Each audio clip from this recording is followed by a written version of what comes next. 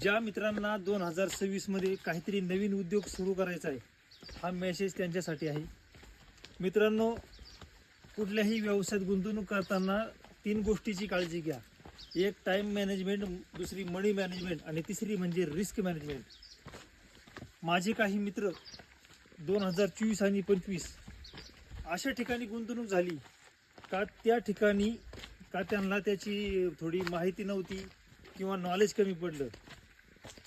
प्रत्येक गोष्ट गुंतवणुकीच्या आधी तिथला अभ्यास करणं गरजेचं आहे. मित्रांनो, जर अभ्यास कमी पडला तर मोठा लॉस होतो आणि असंच काही मित्रांच्या बाबतीत झालंय. मित्रांनो, व्यवसाय करणं अवघड नाही, पण व्यवसाय इतका म्हणावा तेवढा सोपा पण नाही. त्यामुळं मार्केटचा पूर्ण अभ्यास करा. आणि 2024 तेजीचं होतं, 2025 मंदीचं होतं, पण 2026 हे वर्ष एक संधी आहे. त्या संधीचं सोनं करा आणि निर्भीडपणे लढा, ज्या क्षेत्राचं आपल्याला नॉलेज आहे.